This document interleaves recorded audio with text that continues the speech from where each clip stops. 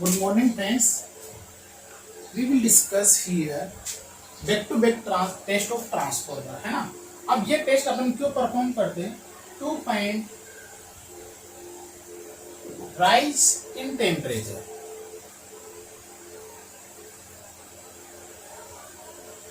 इन transformer per hour, कि जब आपका ट्रांसफॉर्मर फुल्ली लोडेड है, जब आपके ट्रांसफॉर्मर को फुल लोड पे आप वर्क करा रहे हो एट फुल लोड, जब आपका ट्रांसफॉर्मर फुल लोड पे वर्क कर रहा है तब उसके अंदर कितना टेम्परेचर राइज हो रहा है, कितना टेम्परेचर पर हावर राइज हो रहा है। अब इसके लिए अगर आप इसके लिए दो मेथड होते हैं। अगर आपके पास स्मॉल रेटिंग ट्रांसफॉर्मर है, स्मॉल रेटिंग ट्रांसफॉर्मर है, तो उसके लिए आप डायरेक्ट कपल्ड करके, डायरेक्ट फुल लोड कपल करके आप डायरेक्ट फुल लोड कपल करके उसको आप डायरेक्टली मेजर कर सकते हो कितना आपका टेम्परेचर पर हावर के लिए उसको वर्क कर रहा है, पर हावर के लिए इसका इंक्रीज हो रहा है, डायरेक्ट कपल कर सकते हो फुल लोड हो। बट लेकिन अगर आपका पास ट्रांसफॉर्मर है लार्ज रेटिंग वाला, लार्ज रेटिंग ट्रांसफॉर्मर है आपके पास, तो आपको इतने रेटिंग का लोड पहले बात तो मिलेगा नहीं। हाँ, इतने रेटिंग का लार्ज लोड आपको डिजाइन करना पॉसिबल नहीं है। और अगर आपने डिजाइन भी कर लिया तो क्या होगा कि जैसे आपने डिजाइन किया और आपके ट्रांसफॉर्मर को आपने फुल लोड पे लगाया तो आपके पास ज्यादा पावर लॉसेज होंगे, ज्यादा पावर की डिमांडेड होगी, जो कि आपका अननेसेसरी कंडीशंस है। इसीलिए आप इसको डायरेक्ट कपल नहीं कर सकते, डायरेक्ट फुल लोड के साथ आप टेस्ट नहीं कर सकते, डायरेक्ट फुल लोड को कनेक्ट करके आप इस टेस्ट को परफॉर्म नहीं कर सकते। तो इसके लिए अपन ने क्या किया, एक टेस्ट परफॉर्म किया, बैक टू बैक टेस्ट। ये आपका लार्ज रेटिंग मशीन के लिए किया जाता है, लार्ज रेटिंग ट्रांसफॉर्मर में किया जाता है। इसके लिए आपको दो आइडेंटिकल ट्रांसफॉर्मर की जरूरत होती है, दो identical, it will needed two identical transformer, दो एक जैसे ट्रांसफॉर्मर की जरूरत होती है ना। और ये test it gives also core loss. आप ये टेस्ट इसके साथ साथ जैसे टेम्परेचर के साथ साथ क्या दे देता है, कोर लॉस भी दे देता है और प्लस कॉपर लॉस भी दे देता है। अगर आपको कोर लॉस और कॉपर लॉस और टेम्परेचर राइज निकालना है किसी ट्रांसफॉर्मर का, तो आपको कोई अलग से टेस्ट परफॉर्म करने की जरूरत नहीं है। आप बैक टू बैक टेस्ट कीजिए, वहां से आपके पास कोर लॉसेज भी आ जाएंगे, कॉपर लॉसेज भी आ जाएंगे। लेकिन इसकी मेन कंडीशंस है वो ये है कि इसके लिए आपको दो आइडेंटिकल ट्रांसफॉर्मर की जरूरत होती है। इसका बेसिक डायग्राम कैसे होता है, कैसे आप दो आइडेंटिकल ट्रांसफॉर्मर को यूज करते हो, अपन इसका डिजाइन करते हैं ना। तो जैसे अपने पास यह आपकी पावर सप्लाई है, हाँ है ना, यह आपकी पावर सप्लाई है। किसी भी ट्रांसफॉर्मर के बोथ ट्रांसफॉर्मर की द प्राइमरीज मरी वाइंडिंग ऑफ बोथ ट्रांसफॉर्मर, दोनों ट्रांसफॉर्मर की primary winding are connected to parallel with each other and supply. दोनों ट्रांसफॉर्मर की प्राइमरी वाइंडिंग एक दूसरे के साथ पैरेलल में कनेक्ट होगी और सप्लाई के साथ भी पैरेलल में कनेक्टेड होगी। जैसे ये आपका ट्रांसफॉर्मर 1 की प्राइमरी वाइंडिंग है, मैंने आपके सप्लाई के साथ कनेक्ट कर दी, और इसी ट्रांसफॉर्मर सेकेंडरी की वाइंडिंग को भी मैंने सप्लाई के साथ पैरेलल में कनेक्ट कर दिया, दोनों भी एक दूसरे से पैरेलल में कनेक्टेड है। हाँ, और इस टेस्ट में these secondary windings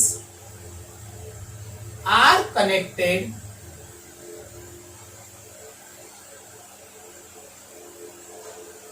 in series।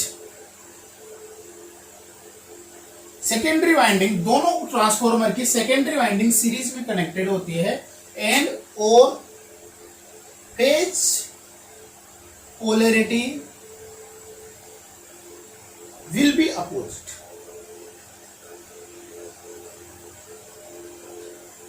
So total voltage across both transformer secondary are 0। क्या बोला कि दोनों की दोनों वाइंडिंग्स तो क्या होती है आपके पास सीरीज में होती है, और दोनों की दोनों वाइंडिंग कैसे कनेक्टेड होती है आपके पास पेज अपोजिशन, जिसे मतलब इनकी पोलैरिटी सेम हो, जैसे ये अगर इसमें वोल्टेज ऐसे इंड्यूस होगा तो इसमें आपका वोल्टेज इंड्यूस ऐसे होना चाहिए ताकि ये दोनों जीरो नेग्लेक्ट कर दे।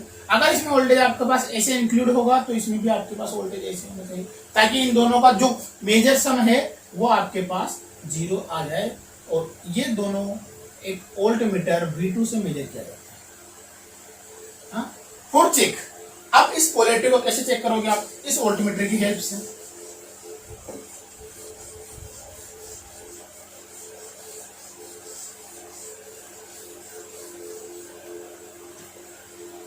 अब इस वोल्टमीटर की हेल्प से इसकी पोलैरिटी कैसे चेक करोगे?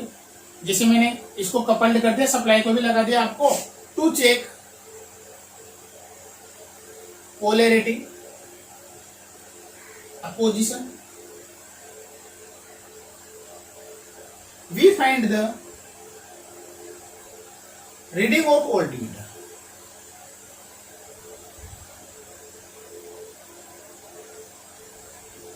V2 वोल्टमीटर की आपकी रीडिंग पता होनी चाहिए। अगर V2 आपका रीड्स कर रहा है 0, अगर V2 ने आपका क्या रीड किया?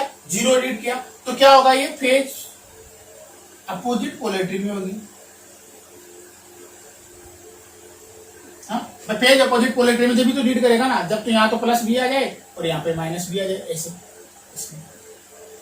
या फिर ऐसे प्लस भी आ जाए,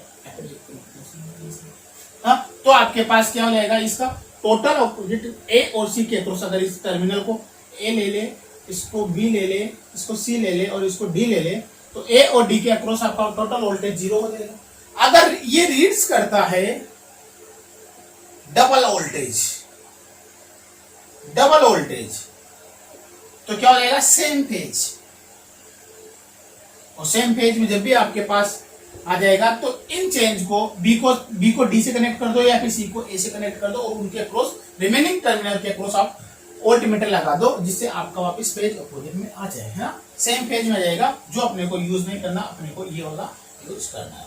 ठीक है, अब देखो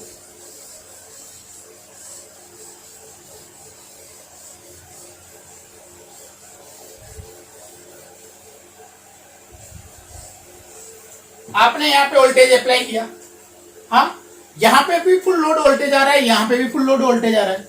यहाँ पे मैंने रेटेड वोल्टेज अप्लाई किया, यहाँ पे फुल लोड वोल्टेज आया, यहाँ पे फुल लोड वोल्टेज आया, लेकिन यहाँ पे वोल्टेज आपका क्या आ गया? 0 आ गया, क्योंकि इसका ये प्लस भी है तो ये माइनस भी हो जाएगा, ये प्लस भी होगा तो ये माइनस भी हो जाएगा। टोटल वोल्टेज कितना हो जाएगा? 0 हो जाएगा। किसी भी सर्किट के अक्रॉस अगर वोल्टेज 0 हो जाएगा तो इसमें करंट क्या हो जाएगी? 0 हो जाएगी। करंट 0 हो जाएगी तो ये किसकी तरह वर्क करेगा? ओपन सर्किट की तरह वर्क करेगा। और ओपन सर्किट की तरह वर्क करेगा तो अगर मैं यहाँ पे आपका ओपन सर्किट के पैरामीटर के अकॉर्डिंग, अगर मैं यहाँ पे आपके एक वोल्टमीटर कनेक्ट कर दूं, एक अमीटर कनेक्ट कर दूं और एक वोट मीटर कनेक्ट कर दूं, तो जो ये वोट मीटर होगा वो आपके नो लोड पैरामीटर को शो करेगा या नो लोड कॉपर लॉसेज को शो करेगा। क्योंकि ये वाला सर्किट आपका एज ओपन सर्किट की तरह बिहेव कर रहा है, यहाँ पे कोई करंट फ्लो नहीं हो रही, इसलिए ये वाला वोल्टमीटर केवल किसको रीड करेगा? ओपन कोर लॉसेज को या ओपन सर्किट लॉसेज को रीड करेगा। यहाँ पे आपके पास डीसी सप्लाई जा रही है। ठीक है, अब अपन थोड़ा सा सेकेंडरी करते हैं या फिर यहाँ पे लिख लेते हैं W1 reads only core loss component. W1 किसको रीड करेगा? कोर लॉस को। कितने आपके पास ट्रांसफॉर्मर में कोर लॉस हो रहे हैं। ठीक है, अब अपन थोड़ा सा आगे जाते हैं। अब देखो दोनों ट्रांसफॉर्मर की सेकेंडरी के अक्रॉस आपने रेटेड वोल्टेज अप्लाई कर दिया। अगर इस सेकेंडरी में अगर रेटेड करंट भी फ्लो होने लग जाए तो ये एक तरह से फुल लोडेड हो जाएगा। अगर मैं ये बताऊं कि यहाँ पे रेटेड करंट भी फ्लो हो रही है सेकेंडरी में, तो ये एक तरह से फुल लोडेड हो गया, और तब आपको टेम्परेचर राइज ज्ञात करना है। हाँ, तो उसके लिए क्या करना पड़ेगा, इन सेकेंडरी सर्किट आपको एक वोल्टेज इंड्यूस कर देते हैं। किसी बाह्य ट्रांसफॉर्मर के थ्रू अपन क्या करते हैं, इसमें एक वोल्टेज इंड्यूस कर देते हैं। यहाँ पे कोई एक ऑटो ट्रांसफॉर्मर लगा दिया मैंने, और उसमें उसके थ्रू मैंने यहाँ पे क्या लगा दिया, एक वोल्टेज इंड्यूस कर दिया। हाँ, इस वोल्टेज को का वोल्टमीटर से तो आप वोल्टेज मेजर कर लो, मीटर से आप क्या कर लो, करंट मेजर कर लो, एक वोट मीटर और लगा दो, इससे आप यहाँ पे पावर लॉसेस मिलेगा। हाँ, क्या किया, इंड्यूस किया आपने या इंसर्ट किया आपने, इंजेक्ट किया आपने a small voltage at secondary terminal. Terminal का नाम भी अगर आपके के पास है तो एडी, थ्रू किसके थ्रू दिया आपने, ट्रांसफॉर्मर, ऑटो ट्रांसफॉर्मर आपने या टेप चेंजिंग ट्रांसफॉर्मर देते, ताकि आप वोल्टेज को कम ज्यादा कर सको। हाँ, अब वोल्टेज ये वाला induce inject voltage is increases until, जब तक आपने इसको इंक्रीज किया, जब तक आपने इसको इंक्रीज किया, rated current flow in secondary circuit. अब आपने ये वाला जो वोल्टेज आपने इंजेक्ट किया है उसको आपने तब तक इंक्रीज किया जब तक आपके इस सेकेंडरी सर्किट में आपके पास रेटेड करंट नहीं आ जाए। उसको किससे मेजर किया आपने, अमीटर से। उसको मैंने किससे मेजर किया, अमीटर से। हाँ, इस वाले अमीटर से मैंने उसको मेजर कर लिया। अब देखो, इस वाले सर्किट में रेटेड करंट इसके कारण आ गई, वोल्टेज तो यहां से आ रहा था, रेटेड करंट यहां से आ गए, तो ये फुल लोड की तरफ वर्क करने लग गया, और ये वाला ट्रांसफॉर्मर, दोनों ट्रांसफॉर्मर आपकी तरफ फुल लोड की तरफ वर्क करने लगे। लेकिन यहाँ पे जब आपने नो लोड था तो केवल यहां से सप्लाई से तो आपके पास केवल नो लोड करंट आई। हाँ, यहाँ पे सेकेंडरी में आपके पास रेटेड करंट आ गई। अब जब सेकेंडरी में रेटेड करंट आ गई तो यहाँ पे भी जो इसका रिफ्लेक्शन होगा बाय ट्रांसफॉर्मेशन एक्शन, तो वो वाली करंट आपको सर्कुलेटिंग करंट कहलाती है, और वो करंट किस तरह से आपकी फ्लो जो दोनों ट्रांसफॉर्मर की वाइंडिंग में फ्लो होगी, इस ट्रांसफॉर्मर में नहीं आएगी। मतलब इसको आप सोर्स से नहीं ले रहे, इसको आप इसका रिफ्लेक्शन आएगा। यहाँ पे आपके पास रेटेड करंट फ्लो भी ड्यू टू दिस। हाँ, अब देखो, ये वाला सेकेंडरी ट्रांसफॉर्मर आपका एज अ फुल लोड हो गया, क्योंकि आपने इसके ऊपर पूरा का पूरा टर्मिनल है, रेटेड वोल्टेज भी आ रहा है सेकेंडरी में, रेटेड करंट भी सेकेंडरी में आ रही है। आपने लोड कनेक्ट किया नहीं किया उसके बाद में बात है, लेकिन यहाँ पे रेटेड वोल्टेज, रेटेड करंट अगर आपके पास ट्रांसफॉर्मर में आ रही तो एक तरह से ये रेटेड लोड या फुल लोड की कंडीशन पे वर्क कर रहा है। अब जब ये फुल लोड की कंडीशन में वर्क कर रहा है तो इस टाइम पे आप इसको 24 आवर्स के लिए चलाए रखो, और फिर पर हावर आप इसमें वो काउंट कर लो कि भाई कितना टेम्परेचर राइज होगा। ये आपका सिंपल सा बैक टू बैक मेथड। ये हाँ, यहाँ पे W2 किसको मेजर कर रहा है, I स्क्वायर आर लॉसेज को। क्यों, क्योंकि यहाँ पे रेटेड करंट फ्लो हो रही है, इसमें भी रेटेड करंट फ्लो हो रही है, इसमें भी रेटेड करंट फ्लो हो रही है, इसमें भी रेटेड करंट फ्लो हो रही है। रेटेड करंट फ्लो हो रही है, इसके अलावा यहाँ पे अपन कोई और आउटपुट ले नहीं रहे। जब यहाँ पे रेटेड करंट फ्लो हो रही है, इसकी कुछ ना कुछ रेजिस्टेंस होगा, तो यहाँ पे जो I स्क्वायर आर लॉसेज होगा उसको कौन रीड करेगा, आपका W2। यहाँ पे आप लिख सकते हो W2 voltmeter reads copper losses in transformer. W2 आपका किसको रीड कर रहा है, कॉपर लॉस को, ट्रांसफॉर्मर के कॉपर लॉस को रीड कर रहा है W2। हाँ, और ये वाला ट्रांसफॉर्मर, ये इस वाले सेटअप को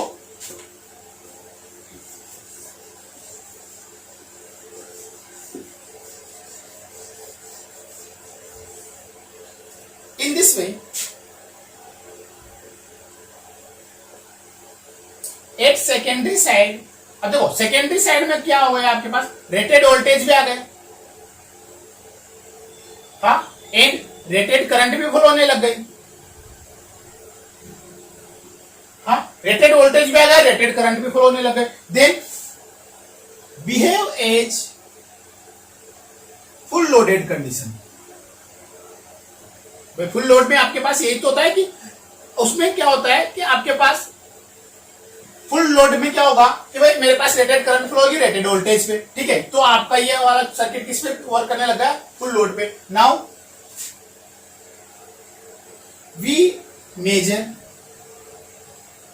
the temperature of transformer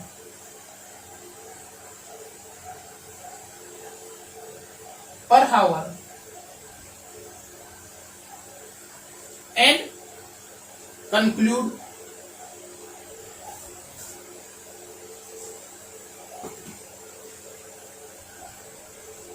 temperature rise per hour in transformer. हाँ, अब क्या किया आपने, जब ये फुल लोडेड पे वर्क करने लग गया तो इस सेटअप को आपने थोड़ी देर के लिए चलने दिया, 24 घंटे या 48 घंटे के लिए चलने दिया, और पर हावर इसके अंदर कितना टेम्परेचर राइज हो रहा है उसको कैलकुलेट करते रहे, और आपने पर हावर टेम्परेचर राइज को इस तरह से आपने कैलकुलेट कर लिया, ठीक है। ये आपका बैक टू बैक टेस्ट होता है, इसको रीजनरेटिव टेस्ट भी बोल सकते हो, और इसी टेस्ट को आप सैंपल टेस्ट ऑफ ट्रांसफॉर्मर के नाम से भी जानते हैं, ठीक है। इसके बाद में अब अपन देखते हैं ट्रांसफॉर्मर एफिशिएंसी, ट्रांसफॉर्मर की एफिशिएंसी, ठीक है। रब कर दे।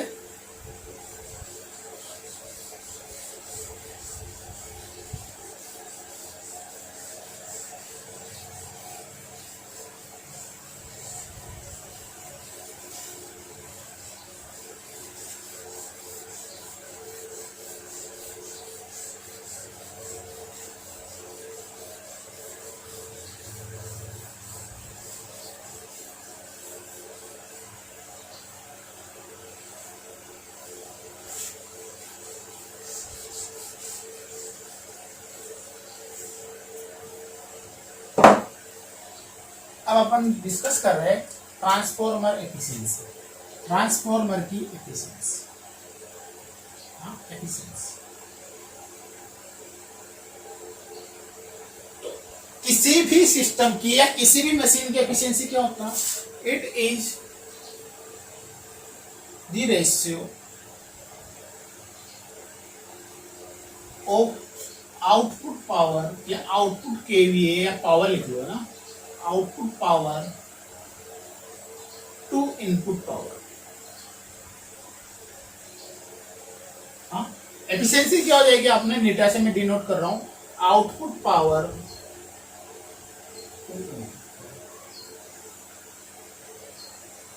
इनपुट पावर क्या होती है आपके पास, output plus losses, output power plus losses. Losses कौन कौन से होते हैं ट्रांसफॉर्मर में, core losses plus copper losses. ये आपके पास आयरन या कोर लॉसेज होते हैं, आयरन लॉस, और ये होते हैं आपके पास कॉपर लॉस। हाँ, तो मैं ट्रांसफॉर्मर की एफिशिएंसी को लिख सकता हूं, आउटपुट पावर को आप V/2 into cos pi divided by output power VI cos pi plus iron losses plus copper losses. ये आपके पास एफिशिएंसी। हाँ, अगर मैं इसमें वेरिएबल एक ही टर्म है करंट, और कुछ भी वेरिएबल नहीं है ना, पूरी की पूरी टर्म्स में अगर मैं पावर फैक्टर को कांस्टेंट मान लेता हूं तो वेरिएबल केवल आपके पास करंट है। तो मैं अगर करंट को कॉमन ले लेता हूं तो ऊपर बच जाएगा आपके पास V cos phi divided by V cos phi plus iron loss divided by current plus I into R। ये कोई सा भी रेजिस्टेंस ले लो, प्राइमरी रेफर रेजिस्टेंस ले लो या सेकेंडरी की तरफ रेफर रेजिस्टेंस ले लो, लेकिन बोथ वाइंडिंग का रेजिस्टेंस है। टोटल ट्रांसफॉर्मर का रेजिस्टेंस इसको आप इंक्लूड कर सकते हैं, ठीक है।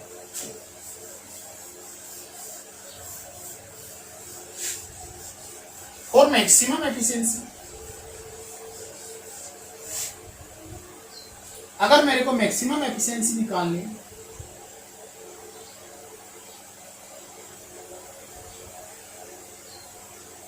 अगर मेरे को मैक्सिमम एफिशिएंसी निकालनी है तो क्या करना पड़ेगा। हाँ, तो उसके पहले मैं कर्व ड्रॉ कर लेता हूं एफिशिएंसी और करंट में, करंट और एफिशिएंसी के तो बीच में आपने कर्व ड्रॉ किया। करंट क्या होती है, जो करंट होती है वही लोड होता है, क्योंकि देखो किसी भी पावर क्या होगी, पावर आपके पास होगी वी आई कोस पाई, यही होगी पावर। हाँ, अगर आपने वोल्टेज टर्मिनल वोल्टेज कांस्टेंट बना दिया, पावर फैक्टर कांस्टेंट बना दिया आपने, तो क्या बचा, केवल करंट। तो करंट ही क्या हो जाएगी, current is proportional to load हो जाएगी। तो जैसे जैसे आपके पास लोड बढ़ेगा वैसे के वैसे करंट बढ़ेगा, जैसे जैसे करंट बढ़ेगी आपके पास वैसे वैसे आपका लोड बढ़ेगा, क्योंकि आपका वोल्टेज भी कांस्टेंट है और आपका पावर फैक्टर भी कांस्टेंट है। तो करंट या लोड, करंट भी ले सकते हैं लोड, और उसका अगर आप एफिशिएंसी के साथ अगर आप कर्व ड्रॉ करना चाहते हो, तो जैसे जैसे आप करंट बढ़ाओगे वैसे वैसे आपकी एफिशिएंसी बढ़ेगी, वैसे वैसे आपकी किसी कांस्टेंट पावर फैक्टर के लिए आपकी एफिशिएंसी बढ़ेगी, और एक पर्टिकुलर पॉइंट आपकी एफिशिएंसी मैक्सिमम हो जाएगी इस पॉइंट पर। यहां पे जो करंट फ्लो होगी उसको मैंने मान लिया आई मैक्सिमम, आई एन, ये आपकी मैक्सिमम एफिशिएंसी। फर्दर भी अगर आपने लोड इंक्रीज किया, करंट इंक्रीज किया, तो आपकी एफिशिएंसी वीक है।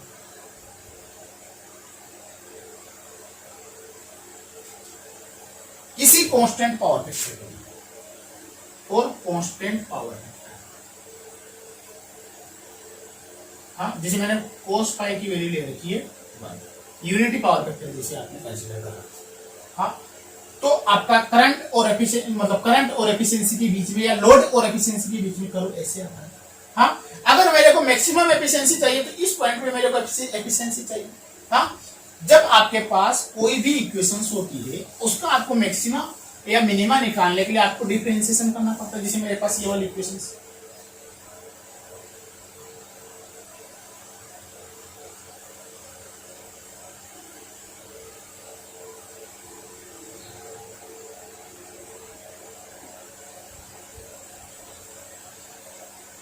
या आपके पास एफिशिएंसी की इक्वेशंस है।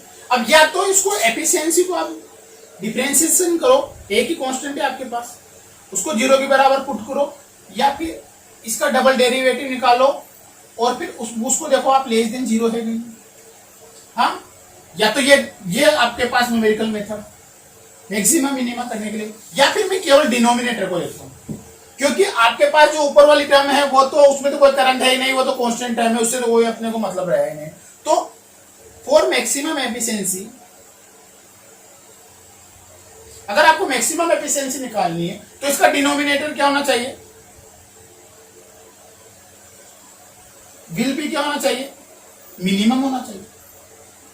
हाँ, इसका डिनोमिनेटर मिनिमम होगा तभी आपका ये वाला पार्ट मैक्सिमम होगा। अगर ये मिनिमम है तो इसके लिए आपको केवल डिनोमिनेटर ही निकालो ना, क्यों पूरे के पूरे को निकाल दो, उसको पहले 0 के बराबर करो उसका डिफरेंशिएशन, और फिर मिनिमम के लिए आपको क्या करना है, ग्रेटर देन 0 चेक करो इसको, ये ग्रेटर देन 0 है या नहीं। अगर लेस देन 0 होगा तो मैक्सिमम होगा, अगर ग्रेटर देन 0 होगा तो मिनिमम होगा। तो मिनिमा ही तो अपने को यहाँ पे फाइंड आउट करना है कि यहाँ पे मिनिमा क्या है। हाँ, तो मैं डिनोमिनेटर को कंसीडर कर रहा हूँ केवल।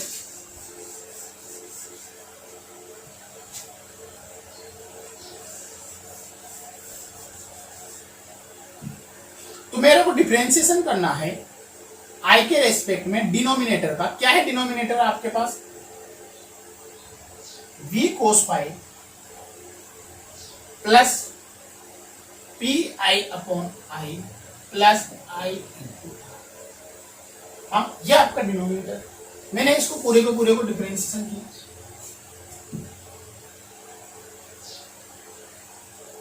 v cos पाई कांस्टेंट टर्म है, इसका डिफरेंशिएशन 0 होने वाला, तो 0 प्लस 1 अपॉन आई का क्या हो जाएगा, माइनस 1 अपॉन आई स्क्वायर। हाँ, आई इंटू आर का क्या हो जाएगा, आर इक्वलेंट। हाँ, इसको आपको 0 के बराबर पुट करना है। सॉरी, यहाँ पे पी आई भी है ना, पी आई। तो यहां से क्या जाएगा आपके पास, iron loss equal to I square R, और आई स्क्वायर आर इक्वलेंट ही तो आपके पास कॉपर लॉस है। तो फॉर मैक्सिमम या फॉर मिनिमम डिनोमिनेटर को करने के लिए आपको क्या आया कि आपके आयरन लॉस या कांस्टेंट लॉस आपके वेरिएबल लॉस के बराबर आ गए। हाँ, इसकी एक और कंडीशन अपन चेक कर लेते हैं, इसका डबल डेरिवेटिव करते हैं। इसका करोगे आप तो माइनस माइनस प्लस हो जाएगा,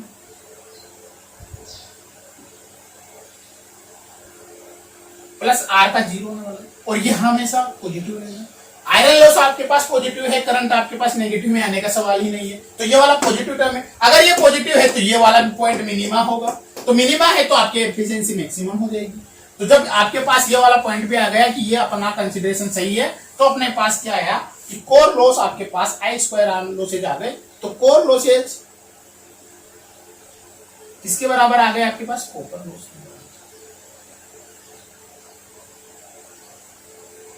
फॉर मैक्सिमम एफिशिएंसी के लिए अपने को ये कंसीडर कर लिया कि अपना कोर लॉसेज है वो आपके पास कॉपर लॉसेज के बराबर आ गया। ठीक है, अपन थोड़ा सा और आगे डिस्कस करते हैं।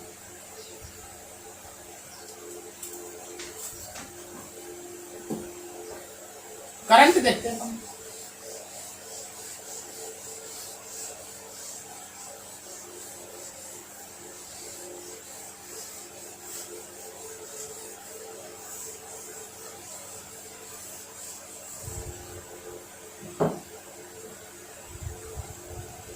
Current 8 maximum efficiency. हाँ, तो करंट क्या होना चाहिए आपके पास? मैंने बताया कि मैक्सिमम एफिशिएंसी के लिए आपके पास आयरन लॉसेज और कोर लॉसेज दोनों के दोनों बराबर, तो ये मैक्सिमम करंट होगा।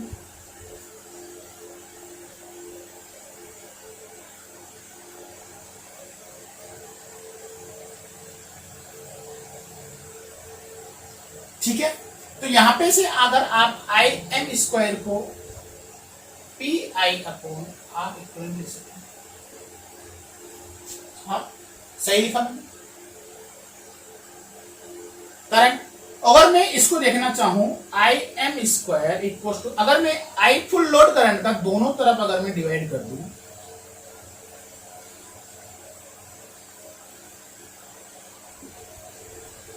और इसको देखो मैं क्या, iron loss divided by copper loss at full load, ये क्या हो? ये कॉपर लॉस ही तो होगा ना। जब आपकी फुल लोड करंट आ रही है, और ये आपके पास क्या है? आई फुल लोड करंट, और ये आपके पास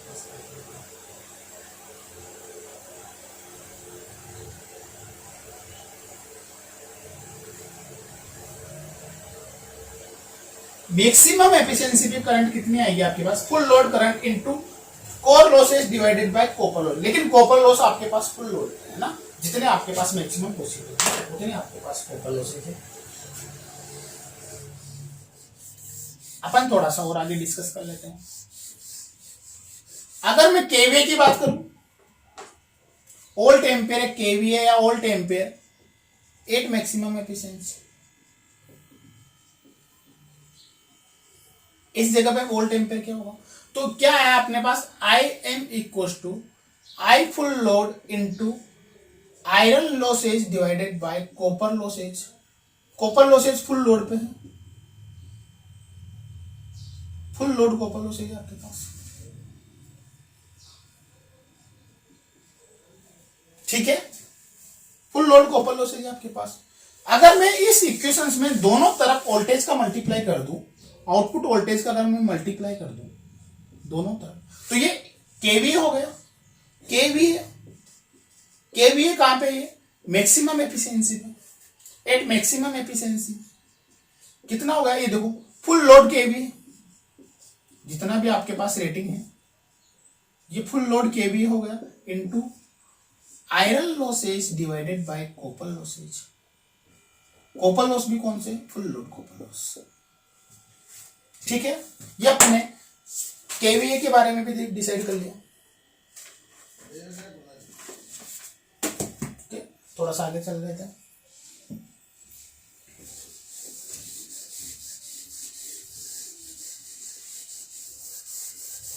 एक छोटा सा टॉपिक और है,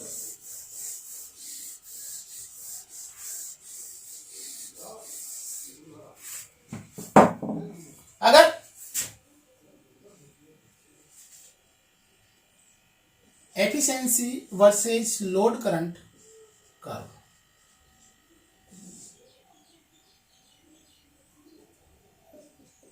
एफिशिएंसी और लोड के बीच में अगर मैं कर्व ड्रॉ करूं, 8 डिफरेंट पावर फैक्टर,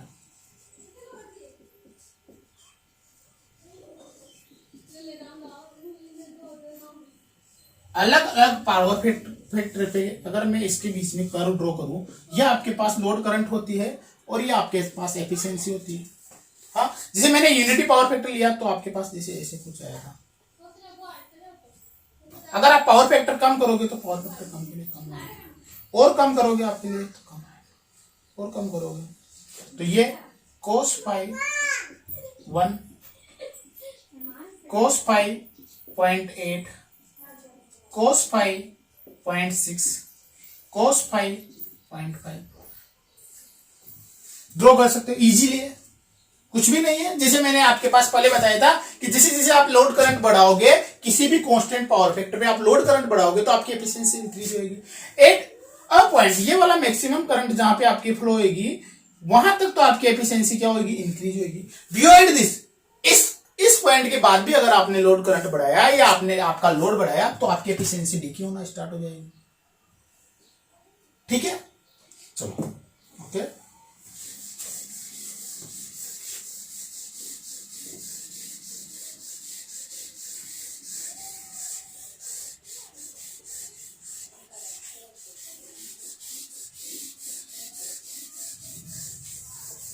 अपन पर यूनिट क्वांटिटी के बारे में भी थोड़ा सा डिस्कस कर लेते हैं।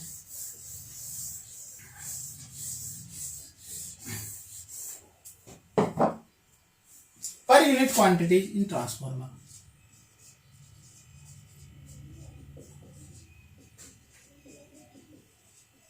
छोटा सा टॉपिक है, 10-15 मिनट, 5-7 मिनट का है वो भी। Per unit quantity in transformer, ये वाला ट्रांसफार्मर है आपके पास,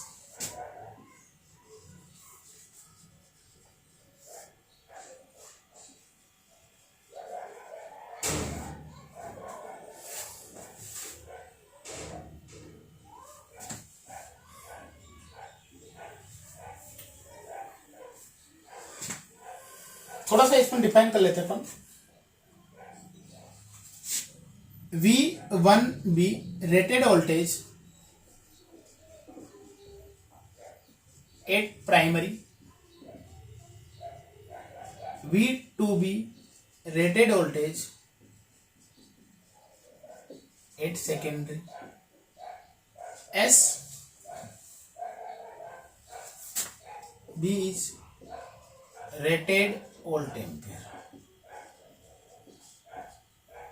क्योंकि ट्रांसफॉर्मर में अगर आपके पास रेटेड वोल्टेज इधर का प्राइमरी का V1B है तो वो आपको सेकेंडरी में काउंट नहीं कर सकते, क्योंकि वहां पे आप स्टेप अप या स्टेप डाउन के थ्रू आपका वोल्टेज चेंज हो जाएगा। लेकिन आपका वोल्ट एम्पियर दोनों तरफ सेम होगा, बेस वोल्ट एम्पियर आपका दोनों तरफ या पूरे के पूरे सर्किट में आपका सेम रहेगा। हाँ, वोल्ट एम्पियर मैंने सेम रखा है। हाँ, तो मैं एट प्राइमरी साइड, अगर मैं प्राइमरी साइड की बात कर रहा हूं, बेस करंट क्या हो जाएगी आपके पास, बेस करंट हो जाएगी आपके पास base voltage, base KVA divided by base voltage. हाँ, सही है। और बेस इंपीडेंस क्या हो जाएगा आपके पास, बेस इंपीडेंस हो जाएगा आपके पास, अगर मैं इसको I1 भी बोल दूं,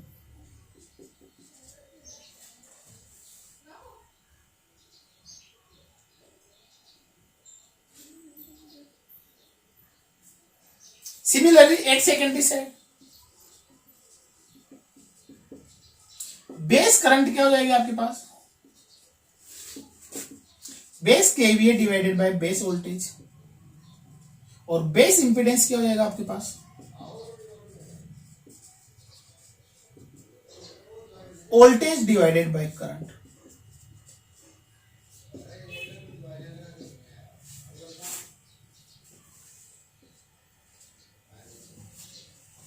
ठीक है,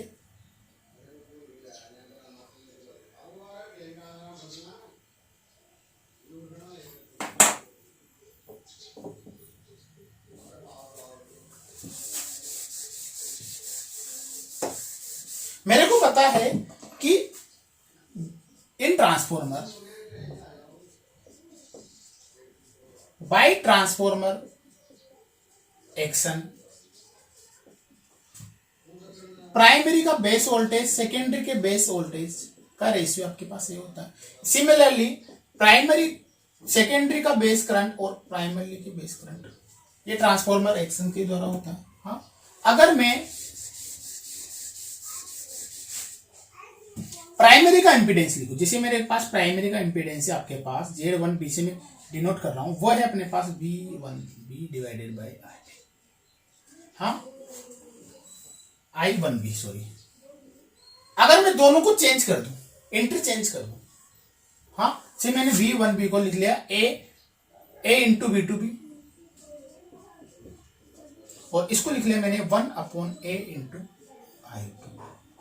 देखो, हाँ, तो Z1B किसके बराबर हो जाएगा आपके पास A² इंटू Z2B।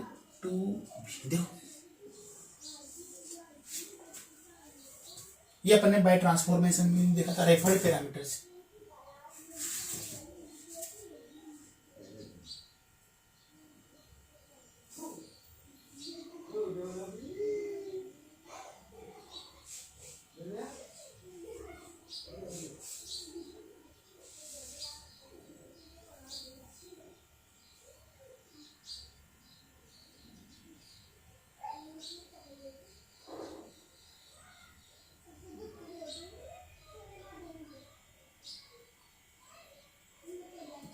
अगर अपन पर यूनिट इंपीडेंस की बात करें, अगर मैं पर यूनिट इंपीडेंस की बात करूं, एक प्राइमरी साइड मेरे पास कोई इक्विवेलेंट इंपीडेंस है, तो यह आपका पर यूनिट इंपीडेंस हो गया। एक प्राइमरी साइड ये आपके पास इंपीडेंस है। अगर मैं इस इंपीडेंस को सेकेंडरी साइड में रेफर कर दूं, इस इंपीडेंस को अगर मैं सेकेंडरी साइड में रेफर कर दूं, तो ये हो जाएगा आपके पास Z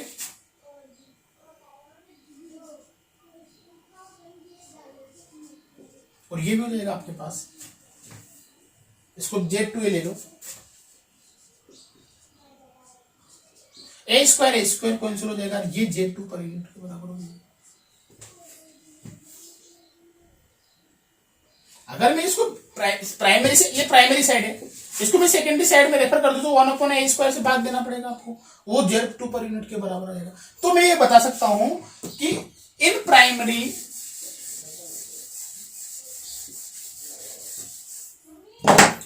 पर यूनिट इंपीडेंस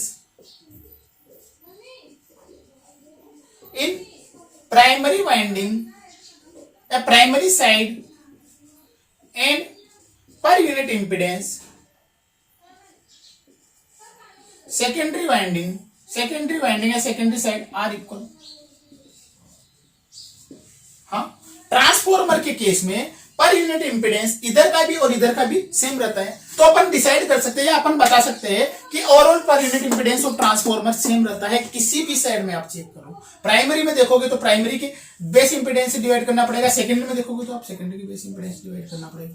हाँ, तो अपने प्राइमरी का पर यूनिट और सेकेंडरी का पर यूनिट आपका सेम रहता है। अपन कोर लॉसेस के बारे में देखते हैं। Full load copper loss in per unit,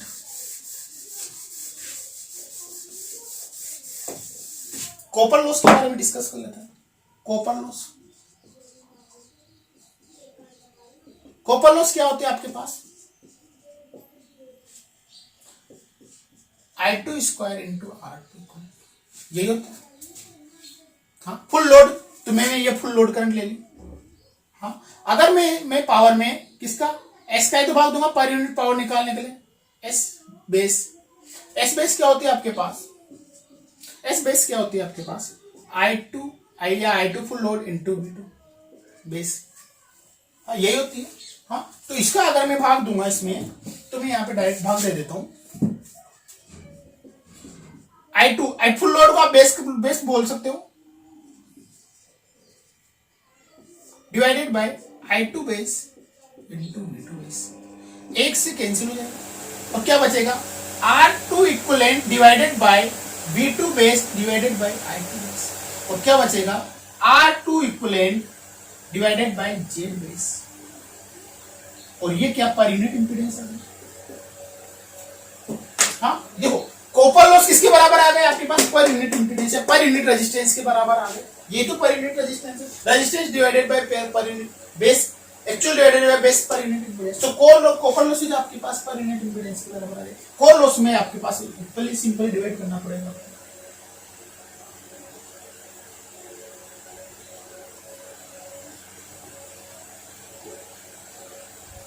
ठीक है, ओके, थैंक यू।